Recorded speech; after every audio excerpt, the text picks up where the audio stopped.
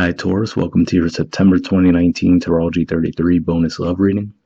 Thank you to those of you who've liked, viewed, shared, subscribed, and donated to the channel. I appreciate all of that. And just to let you guys know, I actually won't be offering personal readings for a while. Possibly I will start them up again around the time I post the October videos. Not 100% sure of that yet, but I'll definitely let you guys know when I post those videos if the personal readings are open again. Alright? And just to let you guys know what's going on with this spread, for those of you who haven't been watching it, this is actually what I referred to as a bridging the gap spread. And the way it works is the cards on this side would actually represent your energy towards the connection with your main love interest. The cards on this side would represent their energy towards the connection. And then we have past energies here, present energies there, future energies there. And then after that, we'll actually pull some oracle cards to help tie everything together. That's where the bridging the gap dynamic comes into play. And as far as the decks being used, on the left side we have the Lover's Path Tarot. On the right side we have the Tarot of Sexual Magic. Alright, so with that all out of the way, let's get started with the past position on your side. We have the Queen of Cups. And this is technically a Cancerian energy. And for some of you, you might have a Cancer placement. For example, let's say you're a late degree Taurus, you might have a Venus or Mercury in Cancer. That's not out of the question. But what this says to me, though, is this could just be saying that you might have really opened up to someone in the past, communicated your feelings, maybe found yourself in a bit more of a vulnerable position than you were used to. And, that's primarily what I'm picking up on there. But for some of you, it could also play out the other way where you might have had those feelings and actually struggled to communicate with them. And the reason I say that is if we think about the Queen of Cups in the Rider-Waite deck, her cup is actually closed off. So for some of you, it can play out that way. But since we are working with this deck, I would say that for the majority of you, I feel like it's the former, which is that a lot of you probably did open up and communicate your feelings to someone, as far as, possibly wanting to take things in a romantic direction.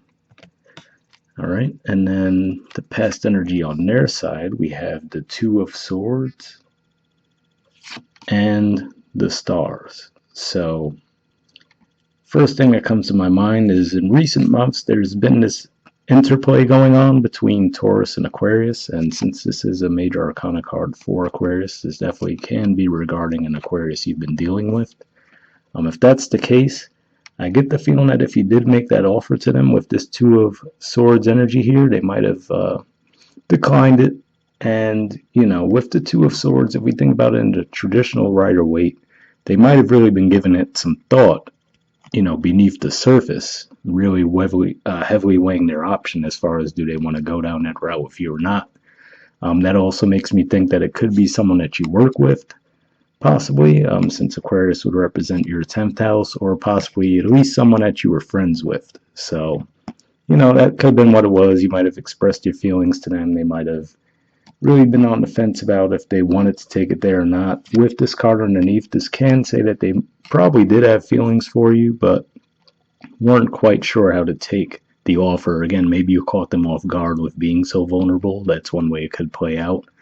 But you might have perceived it a different way, as you might have taken it as, they were trying to play it cool and almost thinking like, oh no, I'm not really interested, where really that might have been the vibe they were trying to give off to protect their own vulnerability possibly, but really underneath that they were really giving it a lot of thought. In the present position on your side, we have the Four of Arrows, and we have the Prince of Staves. So this is actually the equivalent of the Page of Wands, for those of you used to the Rider-Waite deck. And then this is the Four of Swords, basically. So this is actually a Libra energy. So on the one hand, this can be saying that maybe maybe you're healing from it, but you've shifted more of your energy towards your work, maybe even your health and fitness routine, since that is 6th house for you guys. There will be a lot of energy going into Libra too, starting around the middle of the month, and then obviously as the sun moves into Libra, there will be even more energy there then.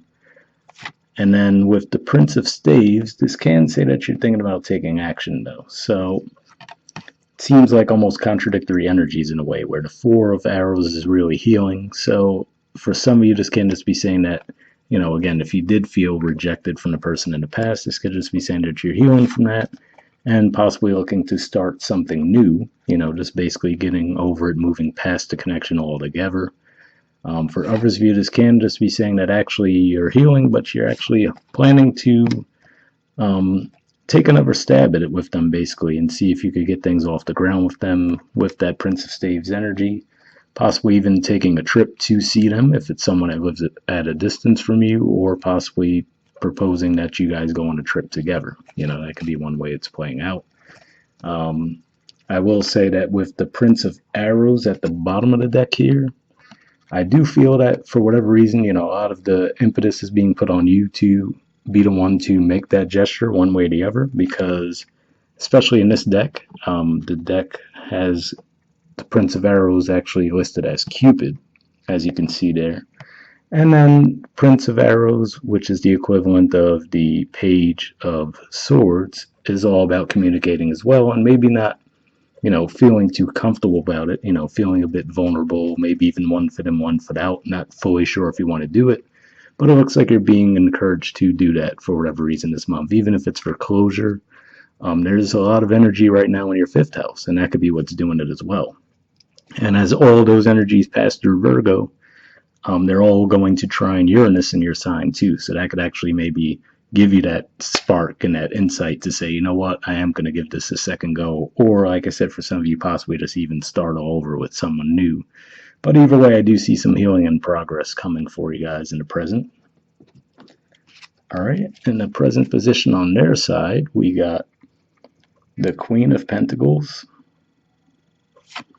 the Ace of Pentacles, and the Six of Wands. So, a few things come to my mind with this. For one, the Queen of Pentacles, this is actually a court card for Capricorn. Now, it's out of the question, especially if you're dealing with an Aquarius, that they could also have Capricorn placements. Maybe they're Mercury and Venus, or at least one of those two. But really what I'm getting from this more than anything, this can again be pointing to the fact that there could be distance between the two of you, physical distance, that is. But what I'm seeing here is maybe if they blew you off in the past, or again, if you perceived it that way, this can be saying that now they're considering coming back around to you, and they might feel like they actually have to put in some work to do so. I like that term, kiss your feet, and like literally is what's going on in that picture in a way. And since, even though this technically is a Capricorn energy, it is an earthed energy as well, so this could definitely be representing you as the Queen of Pentacles, and then realizing that, okay, I'm really going to have to come back in and put in some work now. And with the Ace of Pentacles, this could just be saying that they're giving some thought as to whether they want to do that or not.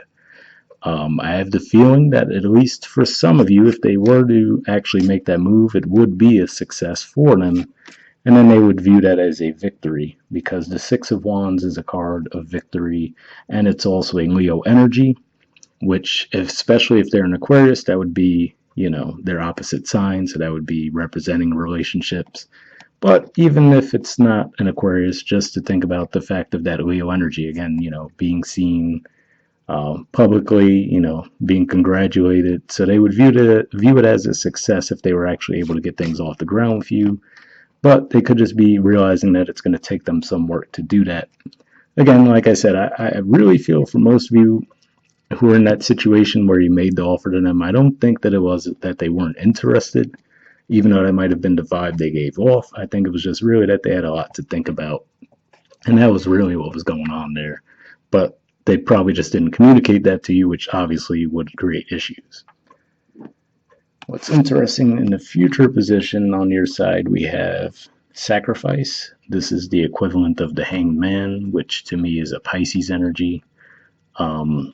So really, this could just be pointing to, maybe this is someone that your friends don't approve of you being with. So because Pisces being your 11th house of friendship, and we have the Sacrifice card here, it could just be saying that, hey, even if it's that your friends realize, how you felt dealing with this person in the past, if you felt rejected by them, left out in the cold, then they might be like, really, why are you going to go back down this road with this person again, right? So you might be like, well, whatever, you feel compelled to do it anyway, like I said, right, with the energy in the present. For others of you, This can be that the fact that this whole thing does center around the fact that maybe you guys were friends, and you were trying to take it to the next level, or possibly even work together, and you're realizing that there could be a sacrifice that would need to be made there, right? So that could be the way it's playing out. And then for some of you, this can just be saying that you're of two minds about it as well. So you're trying to look at it from a different perspective. So maybe this involves a continuation of that Four of Arrows energy, where this could even represent a timeline as well, the Four of Arrows, which is towards the end of Libra season. So if this was maybe if you were planning on traveling to see them, like I said, if for those of you who do live at a distance from each other or possibly planning on a trip, maybe that even would be taking place around the time of mid-October, let's say. But yeah, back to what I was saying with the Four of Arrows tying in with this energy here, this could just be saying that you might feel like you might not be able to trust the person. So, you could just be trying to look at things from a different perspective and trying to see, okay, do I really want to go there with this person or not? And then the future energy on their side is very different from yours. If I could pick the freaking card up, there we go. It's the Eight of Wands. So this is actually a Sagittarius energy. So for you guys, Sagittarius is your 8th house. You have Jupiter there moving direct. This can just be saying that, there's a lot of sexual chemistry between the two of you and they're actually trying to get that going. That's one way it could play out. Again, with that Sagittarius theme though, where we were talking about possibly distance, this can just be pointing to that again, and maybe they're taking the action to close that gap or vice versa. That could be another way it's playing out. And then this could also just be saying that, you might feel that they could be scattering their energy among multiple people as well. Basically, another way of saying, you might feel like they have a player vibe, and maybe that's where there's a lack of trust between the two of you. But more than anything, I'm really picking up on the vibe that there's definitely some kind of an attraction there from both sides, but it seems like you guys just might have trouble getting on the same page.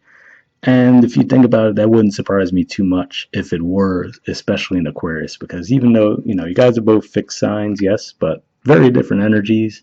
And with Uranus in your sign, that can bring a lot more Aquarian type people, even if they're not actually Aquarius. It just might be people who take on that energy to an extent. Might bring a lot of people into your lives. And for a lot of you, that can be just a karmic thing to help you grow in that area. But that could be where the clash is coming too. You guys just might have totally different approaches to things, and the attraction's there. Like I said, this could have been a friendship. Maybe that's been going on for a while, and now all of a sudden you feel like you want to escalate that to something else, or vice versa. And it's just a matter of getting the two of you on the same page might be a bit difficult. That's really what I'm picking up on there. And then I will say, though, at the bottom of the deck on their side, we have the Emperor. Now, this is a major arcana card for Aries, which for you, that's your 12th house. So again, that can go back to pointing to the 12th house energy here with the Pisces, saying that, you might have a little trouble feeling like you can trust them. Again, you might feel like they're a player with that Emperor energy, right? Saying that they just, they view you as another conquest, right? Oh, this is another challenge for me to get Taurus, right? So you might not take them as seriously. And this can just be saying that, it is in the upright, so there's there. So there is that. I don't necessarily see deception there. It could just be more of a matter of them really being a bit stubborn, and no offense, that's kind of a quality you guys are known for as well. So that could be what it is more than anything, that the two of you just you're very set in your ways. There's the attraction there, the pull towards each other, but it's just a matter of trying to get on the same page. That could really be what this is pointing to more than anything. All right. So let's try to get some additional messages with the Oracle cards. First, I'll try to pull some from the Mystic Moon Oracle deck I have here. And what I do with this is actually pre-shuffle this deck before we start recording. And then what I'm going to try to do here is see if we could get any additional messages from you toward them, and then from them toward you. So what I'll do is I'll shuffle for a bit. If I get anything that jumps out, I like to pull jumpers from this deck. If anything jumps out, I will use it. If not, I'll take that as a sign and we'll move on to the next Oracle deck. All right. So let's see if we can get anything. Again, oh, there we go. Got two. So those would be from you toward them. And then let's see if we have any messages from them toward you. hopefully these will be helpful, because if anything, it seems like communication between the two of you might be a bit of a problem as well.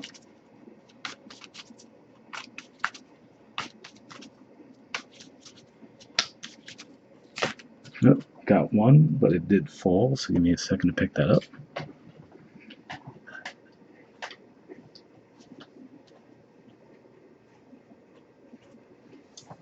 Okay, so leave that to the side for a second. Look at yours first. Alright, so we have one that says, I've looked you up online to see what you've been up to, and the grass wasn't greener on the other side.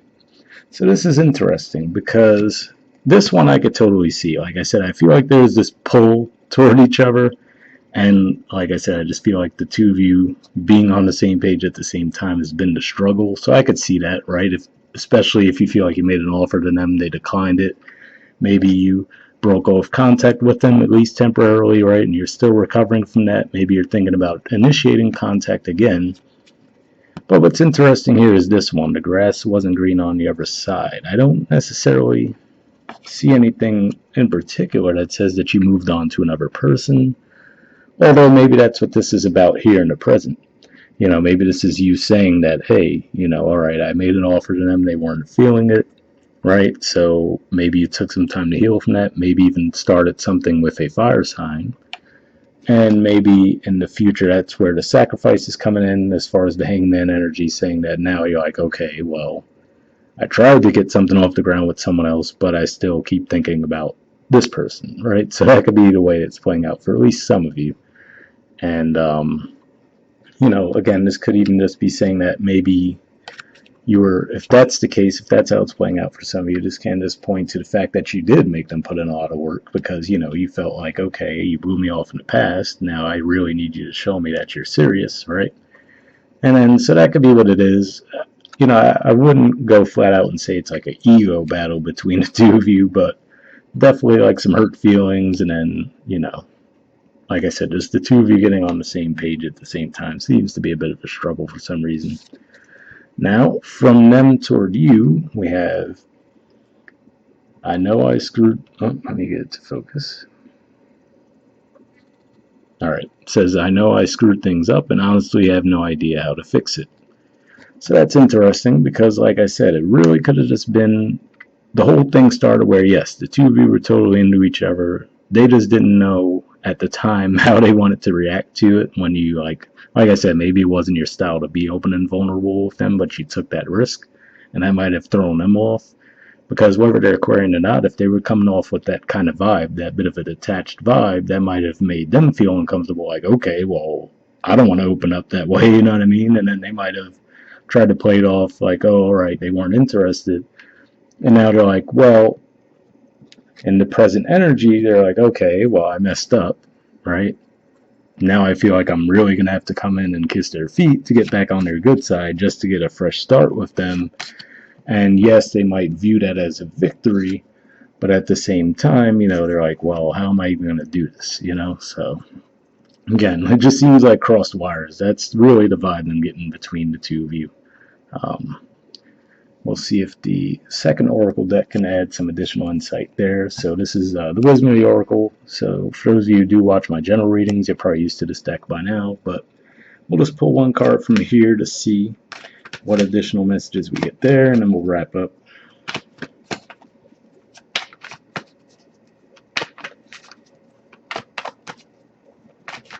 Oh, got one.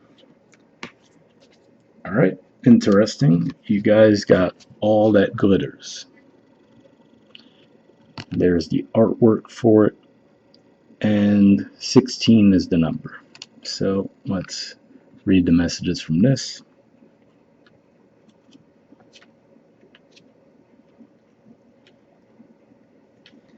Okay, it says essential meanings: a need to see beyond the superficial, the desire to don a mask or dress something up to disguise its true nature, trying to be something you're not, chasing after every sparkly new thing, being mercurial.